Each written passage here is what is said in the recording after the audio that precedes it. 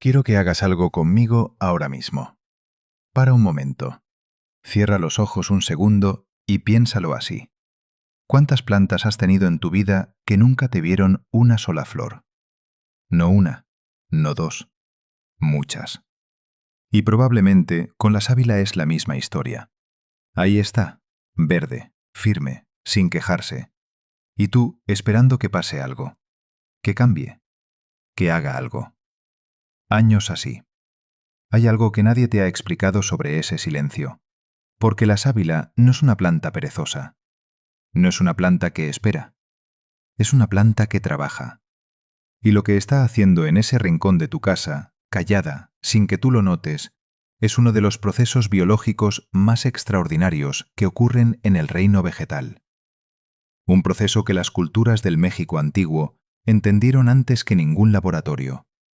Un proceso que cuando termina, lo hace de una manera tan específica, tan precisa, que los botánicos modernos todavía están tratando de entender todos sus mecanismos. Hoy vamos a hablar de eso.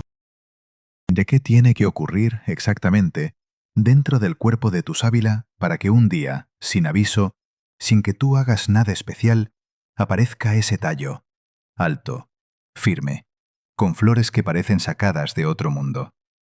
Y sobre todo vamos a hablar de por qué eso ocurre cuando ocurre y no antes. Porque la respuesta cambia completamente la manera en que vas a mirar esa planta. Y si me lo permites, también la manera en que te miras a ti. ¿Por qué la sábila no florece todo el tiempo? Empecemos por algo que parece simple y no lo es. El aloe vera es una planta suculenta del género Aloe, de la familia Asphodelaceae. Hay más de 500 especies documentadas del género Aloe en el mundo, pero el Aloe barbadensis Miller, que es el que tienes en casa, es el que acumula el mayor volumen de gel en sus hojas y también el que tiene la relación más larga y documentada con los seres humanos. Más de 5.000 años de uso registrado. No leyenda, no tradición oral solamente. Papiro, piedra, cerámica. Pero aquí está la cosa.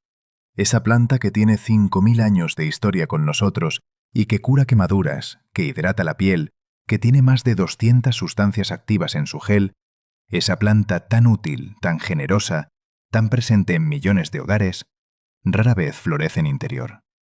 Y cuando lo hace, la mayoría de las personas no saben qué ocurrió ni por qué. Solo lo ven y se quedan sin palabras. ¿Por qué es tan difícil que florezca? La respuesta está en cómo funciona el sistema de señalización interna de la planta.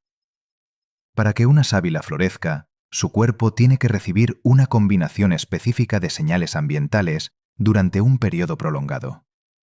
No una señal, no dos, una combinación. Y esa combinación tiene que llegar en el orden correcto, en el momento correcto, con la intensidad correcta.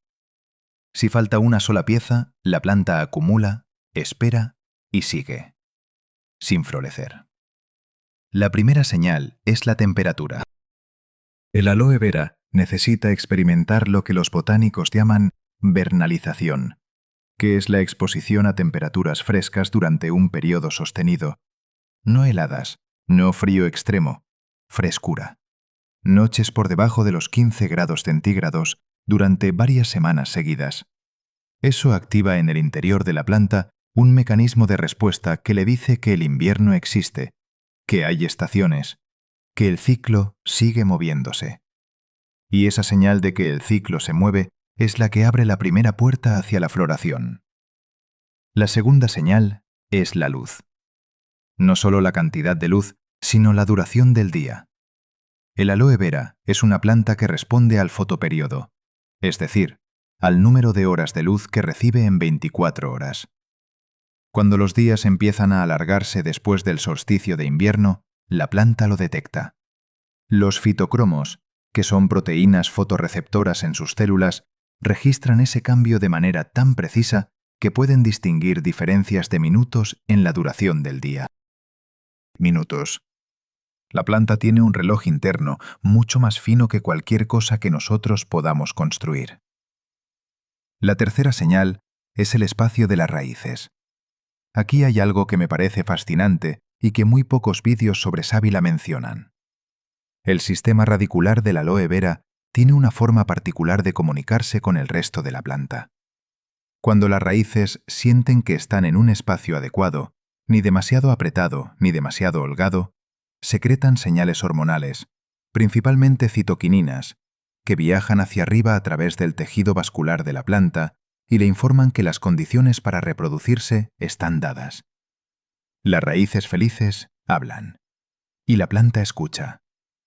Cuando las tres señales llegan al mismo tiempo, cuando la temperatura frescó durante suficientes semanas, cuando los días empezaron a alargarse y cuando las raíces confirmaron que el espacio es el correcto, ocurre algo extraordinario dentro del meristemo apical de la planta. El meristemo es el tejido de células madre vegetales que normalmente produce hojas. Cuando recibe la señal correcta cambia de modo, deja de producir hojas y empieza a producir un tallo floral. Un tallo que puede crecer hasta 1 metro de altura en cuestión de semanas. Ese cambio de modo es irreversible. Una vez que la planta tomó una decisión de florecer, va hasta el final. El momento exacto. Hay una investigadora que lleva décadas estudiando la fenología del aloe vera en condiciones de cultivo doméstico. Su nombre es Elena Marchetti. Trabaja en un instituto de investigación botánica en España. Y lo que encontró en su trabajo con más de 300 plantas estudiadas durante 15 años es esto. El momento en que aparece el primer tallo floral ocurre en promedio entre 4 y 8 semanas después de la primera noche en que la temperatura bajó de forma sostenida por debajo de los 15 grados. 4 a 8 semanas. La planta no responde al primer frío. Espera para confirmar que el patrón es real. Y cuando confirma que sí, que no fue una noche accidental, sino el inicio de una temporada, entonces actúa. Esto es lo que más me impacta de ese dato. La planta espera. No en el sentido humano, no con ansiedad ni con impaciencia. Espera porque su biología la diseñó para confirmar antes de comprometerse. Para no gastar en algo que no va a funcionar. Para asegurarse de que el momento es el correcto antes de invertir todo lo que tiene. Esa capacidad de esperar hasta tener la información completa antes de actuar es una de las cosas más interesantes del aloe vera. Y también es una de las cosas más difíciles para nosotros entender, porque vivimos en un mundo que nos pide actuar antes de tener la información completa, siempre. Las sustancias que preparan la flor. Hay algo que ocurre en el interior de la hoja antes de que el tallo aparezca que la mayoría de personas no sabe. Las hojas del aloe vera empiezan a transferir recursos hacia el centro de la planta semanas antes de que el tallo sea visible. Azúcares, proteínas, minerales, agua. Todo fluye hacia adentro, hacia el punto central donde va a nacer el tallo. La planta se reorganiza internamente de una manera que desde afuera no ves. Las hojas siguen verdes, siguen firmes, pero por dentro ya empezó el proceso. Los investigadores que estudian esto llaman a esta fase movilización de reservas. Y es exactamente lo que suena. La planta mueve lo que acumuló durante meses, a veces durante años, hacia el proyecto más importante que va a hacer. Una flor. Una sola flor que va a producir semillas. Que va a dar continuidad. Hay un detalle que encontré en la literatura científica sobre esto y que me parece poético de una manera que no tiene nada de sentimental. En el proceso de movilización de reservas, el aloe vera reduce temporalmente la producción de las sustancias que tienen propiedades cicatrizantes, las que usamos para quemaduras y heridas. Porque esas sustancias cuestan energía. Y esa energía, en ese momento, va a la flor.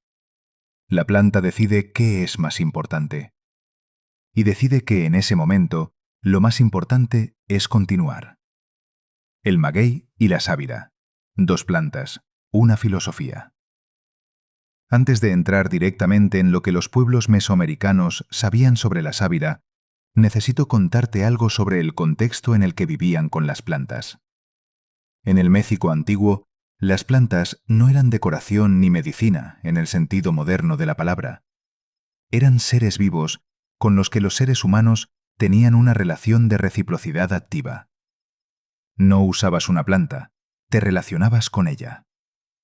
Hay una mujer que conocí a través de un amigo en Oaxaca. Su nombre es Doña Refugio. Tiene 72 años y viene de una familia de curanderas que llevan al menos 5 generaciones practicando medicina tradicional en la Sierra Juárez. Cuando le pregunté sobre la sábila y su floración, no respondió con lo que yo esperaba.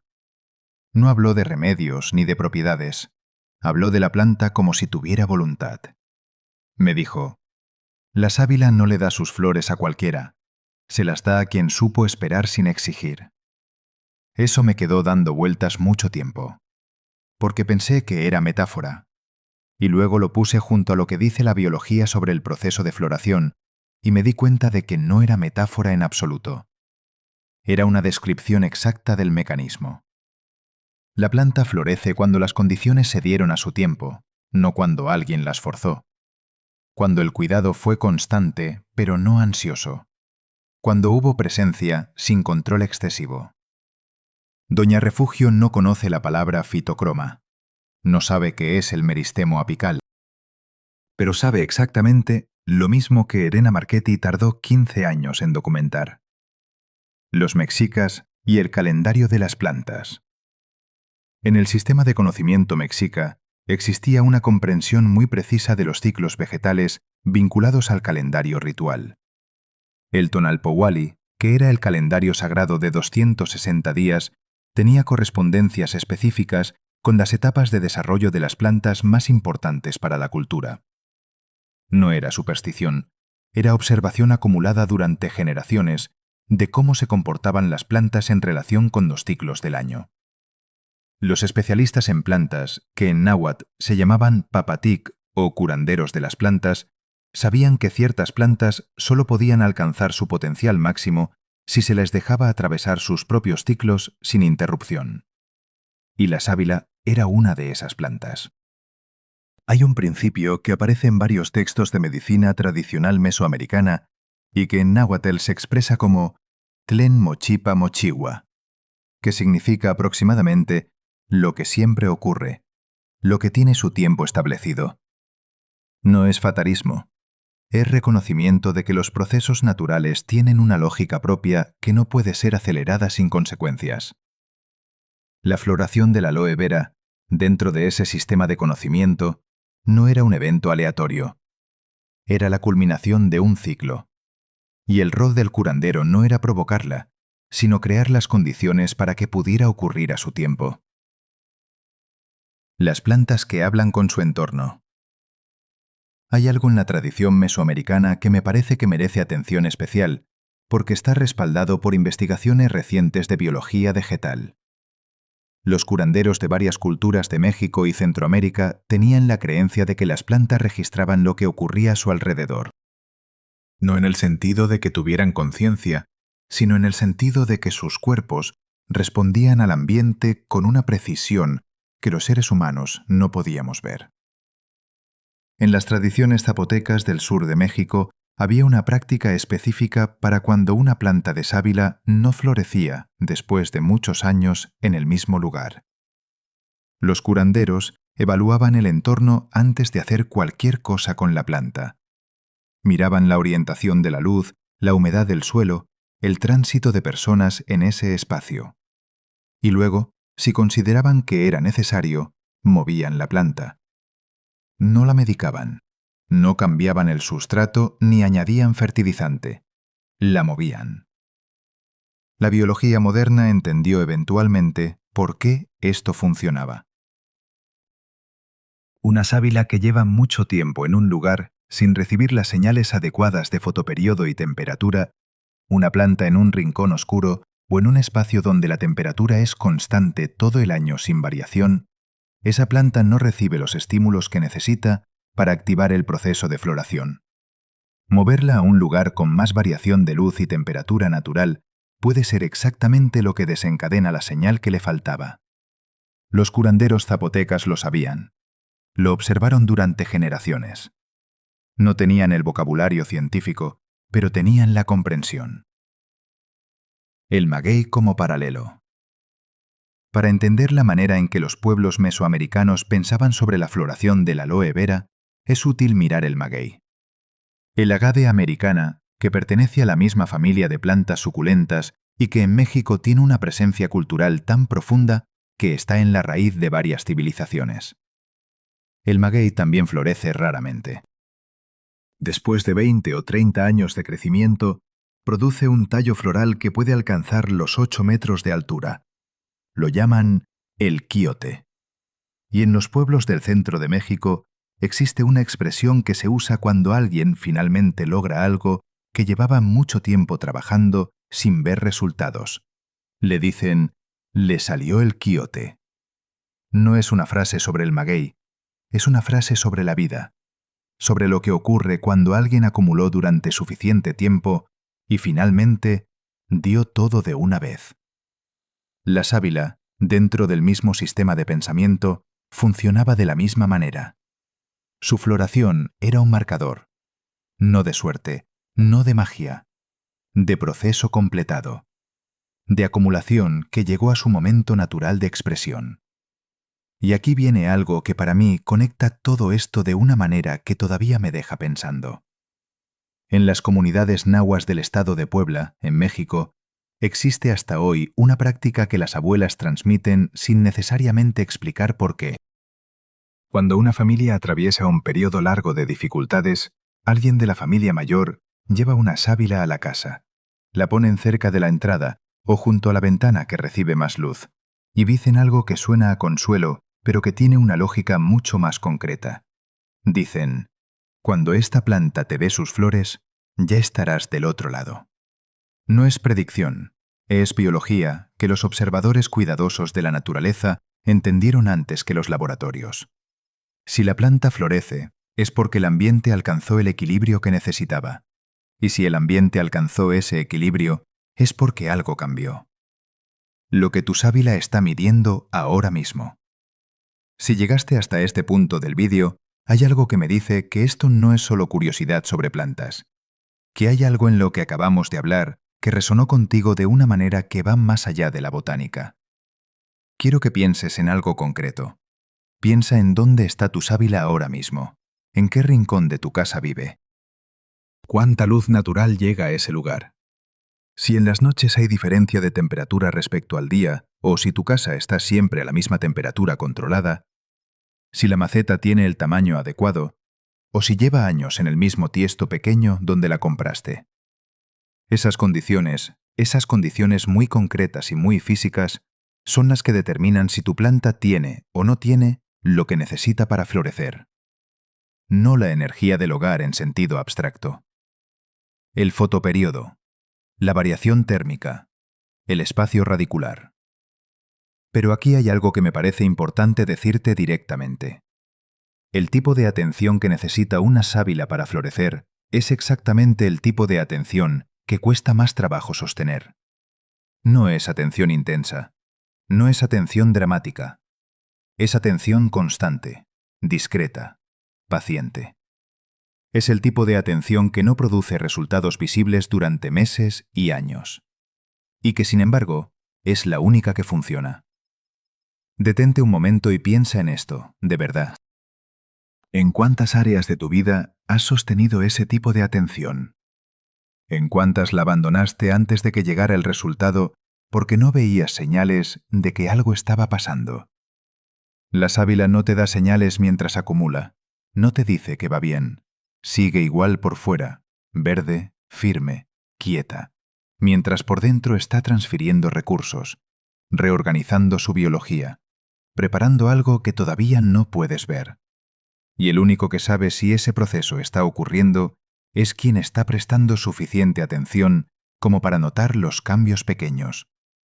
Una hoja nueva que tiene un color ligeramente diferente, una textura que cambió levemente, una posición que se ajustó hacia la luz. Esas son las señales de que algo está pasando, y solo las ves si miras. La historia de Don Gustavo. Conocí a través de una amiga a un hombre en Veracruz que se llama Gustavo Hernández. Tiene 64 años. Lleva 40 trabajando la tierra, primero como campesino, luego como pequeño productor de cítricos. Cuando le pregunté qué era lo más importante que había aprendido en 40 años de trabajar con plantas, me respondió sin dudar. Me dijo: aprendí que las plantas no mienten. Si no va bien, te lo muestran. Si va bien, también. Pero tienes que aprender a leer lo que te dicen. Y para eso, tienes que dejar de hablarle a la planta y empezar a escucharla. Gustavo tiene 3 sábilas en su terraza en Jalapa.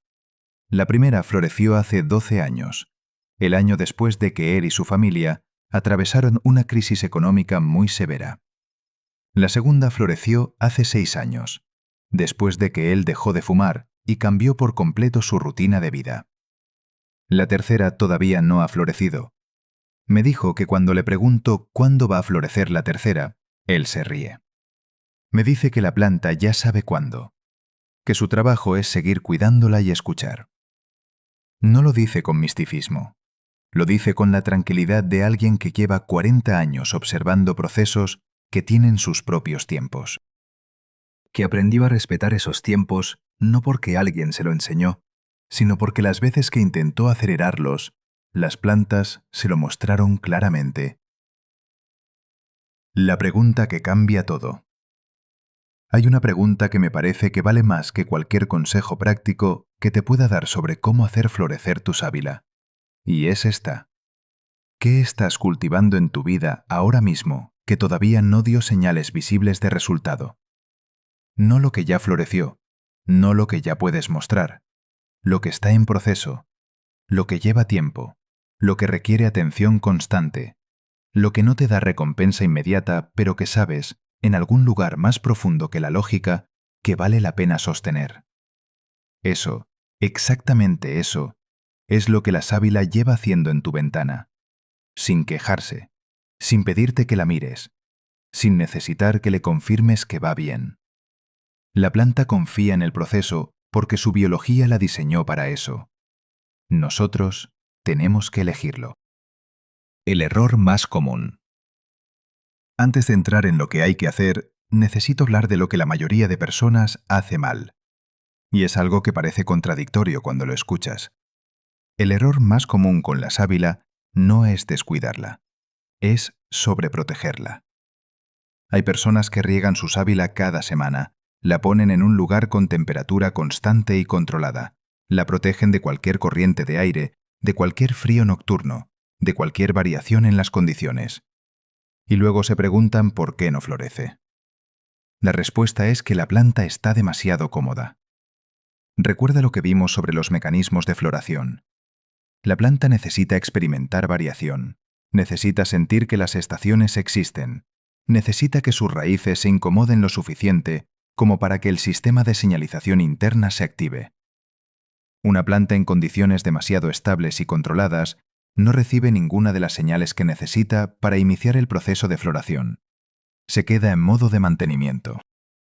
Sobrevive perfectamente, pero no florece.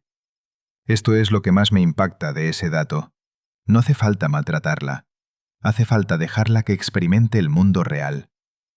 La luz, lo primero y lo más importante. Tu sábila necesita luz solar directa. No luz de ambiente, no luz filtrada por una cortina. Luz del sol tocando sus hojas directamente durante al menos 6 horas al día. Preferiblemente la luz de la mañana o de la tarde, que es menos agresiva que la del mediodía y que genera las condiciones de fotoperiodo que la planta necesita para registrar los cambios de estación. Si vives en un apartamento y tu acceso a luz solar directa es limitado, coloca la planta junto a la ventana más luminosa que tengas y, si puedes, sácala al exterior durante los meses de primavera y otoño. Esos son los momentos donde la variación de luz y temperatura es mayor, y son exactamente los momentos donde la planta recibe las señales más importantes para su desarrollo. Si la planta recibe menos de 4 horas de luz solar directa al día de manera sostenida, puede sobrevivir, pero el proceso de floración no va a iniciarse. La señal de fotoperiodo no va a activarse, porque la planta no tiene información suficiente sobre el ciclo solar para calcular en qué punto del año está. El riego, menos de lo que crees. El aloe vera almacena agua en sus hojas. Eso es exactamente lo que le da esa textura carnosa, esa firmeza, ese aspecto de planta que tiene todo resuelto. Y eso también significa que puede pasar mucho más tiempo sin agua de lo que la mayoría de personas piensa. Durante el otoño y el invierno, que son los meses donde las señales de floración se activan, riega tu sábila cada 3 o 4 semanas. Deja que el sustrato se seque completamente entre un riego y otro.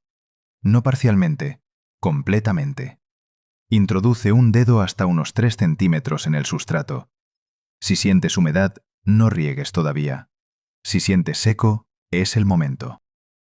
Durante la primavera y el verano, puedes aumentar la frecuencia a cada 2 semanas, pero el principio sigue siendo el mismo. Riego profundo y luego seco completo antes del siguiente. El exceso de agua es la causa número 1 de muerte del aloe vera. Las raíces en suelo permanentemente húmedo desarrollan hongos que pudren el tejido radicular. Y cuando las raíces están dañadas, la planta no puede enviar las señales correctas al resto de su cuerpo. La comunicación interna se rompe. Y sin esa comunicación, no hay floración posible. El sustrato, la base de todo. El aloe vera necesita un sustrato que drene rápido y bien. Si el agua se acumula en el fondo de la maceta después de regar, tienes un problema. El sustrato correcto es una mezcla en partes iguales de tierra para cactus y suculentas, arena gruesa y perlita. Si no encuentras tierra específica para cactus, puedes usar tierra universal mezclada con arena de río y perlita en proporción de 1:1:1. La maceta debe tener orificios de drenaje en la base. Sin orificios, el agua se acumula abajo aunque no la veas, y las raíces se pudren lentamente desde abajo hacia arriba. Para cuando ves síntomas en las hojas, el daño en las raíces ya es severo. Si tienes tu sábila en un recipiente decorativo sin orificios, plántala dentro de una maceta con orificios y coloca esa maceta dentro del recipiente decorativo. Así mantienes la estética sin comprometer la salud de las raíces. La temperatura, el desencadenante principal. Este es el factor que más impacto tiene sobre la posibilidad de floración y el que más se ignora en los consejos habituales sobre sábilas. Tu planta necesita experimentar noches frescas durante el otoño y el invierno. Temperaturas entre 8 y 15 grados centígrados de manera sostenida durante varias semanas. No son temperaturas extremas, son las temperaturas normales de una noche de otoño en la mayoría de las regiones de México, Centroamérica y España. Si tu sábila vive dentro de casa, con calefacción constante, puede que nunca experimente esa variación de temperatura, y sin esa variación, el mecanismo de floración no se activa. Lo que puedes hacer es sencillo. Durante el otoño y el invierno, mueve tu sábila cerca de una ventana donde las noches sean más frescas. O si las temperaturas en tu región no bajan de 10 grados, sácala al exterior en las noches más frescas durante algunas semanas. No tiene que ser un proceso dramático. Unas semanas de noches frescas son suficientes para activar la señal. El tamaño de la maceta. Lo que tus raíces te están pidiendo. El aloe vera florece mejor cuando sus raíces tienen suficiente espacio, pero no demasiado. Una planta en una maceta demasiado pequeña, donde las raíces están comprimidas, no puede enviar las señales hormonales correctas. Pero una planta en una maceta enorme, donde el sustrato retiene humedad porque las raíces no la consumen, tiene el problema opuesto. La maceta correcta es aproximadamente 2 centímetros más grande que el diámetro de la base de la planta. Cuando notes que las raíces empiezan a asomarse por los orificios de drenaje o que la planta ha producido muchos hijuelos y el espacio ya es insuficiente, es momento de trasplantar a una maceta ligeramente más grande. El trasplante es también una oportunidad para revisar el estado de las raíces, retirar raíces dañadas o podridas si las hay, y renovar el sustrato. Hazlo en primavera, que es cuando la planta tiene más energía para recuperarse del estrés del cambio. El momento de intervenir y el momento de no hacer nada. Hay una distinción que me parece fundamental para el cuidado de la sábila, y que tiene aplicaciones que van mucho más allá de las plantas. La distinción entre intervenir y no hacer nada. Con el aloe vera, la mayoría de los errores de cuidado vienen de intervenir cuando no había que intervenir. Regar porque lleva tiempo sin agua, aunque el sustrato esté húmedo. Cambiar de maceta porque la planta parece estancada, aunque las raíces estén bien. Añadir fertilizante porque hace tiempo que no se ve crecimiento, aunque la planta esté acumulando energía para florecer. Las plantas tienen periodos de acumulación interna donde desde afuera no parece que pase nada. Esos periodos son activos. La planta está haciendo cosas que no puedes ver. Y la intervención incorrecta en esos periodos interrumpe procesos que llevaban tiempo desarrollándose. El cuidado inteligente de la sábila es saber cuándo actuar y cuándo simplemente observar. Y la única manera de desarrollar ese saber es observar con suficiente regularidad como para aprender a distinguir el estancamiento real del proceso invisible. Lo que converge. Hemos hablado de biología, de fitocromos y meristemos y movilización de reservas. Hemos hablado de Doña Refugio y de los curanderos zapotecas y del quiote del maguey. Hemos hablado de Gustavo en Jalapa y de sus 3 sábilas. Hemos hablado de luz y de temperatura, y de sustrato y de raíces, y todo eso converge en algo que es sorprendentemente simple. La sábila florece cuando alguien le da lo que necesita, en el momento en que lo necesita, durante el tiempo que lo necesita, sin exigirle que florezca antes de estar lista. Eso no es poesía, es biología. Y es también, si lo piensas un momento, una descripción de lo que hace el buen cuidado en cualquier contexto. Con una planta, con un proyecto, con una relación, con uno mismo. Los pueblos mesoamericanos lo entendieron así y lo transmitieron durante generaciones no como regla, sino como observación. Observaron que las plantas que florecían eran las que habían recibido ese tipo de atención, las que habían tenido tiempo de acumular lo suficiente, las que no habían sido interrumpidas en sus procesos internos.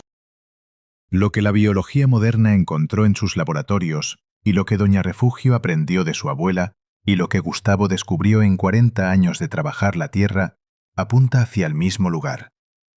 El florecimiento no se fuerza, se prepara. Lo que puedes hacer hoy.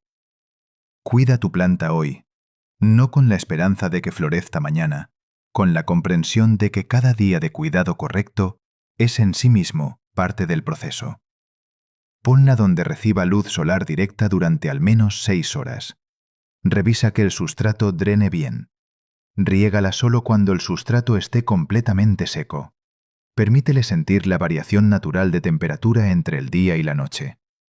Y luego, suéltala. Deja que su biología haga lo que lleva millones de años de evolución aprendiendo a hacer. Y mientras lo hace, presta atención, no con ansiedad, con curiosidad. Porque hay conversación ocurriendo en esa maceta, entre las raíces y el suelo, entre las hojas y la luz, entre la planta y el tiempo. Y si aprendes a escucharla, te va a enseñar cosas sobre el crecimiento que ningún otro maestro puede enseñarte. Si tienes una sábila en casa, cuéntame en los comentarios cuánto tiempo lleva contigo y si alguna vez ha florecido.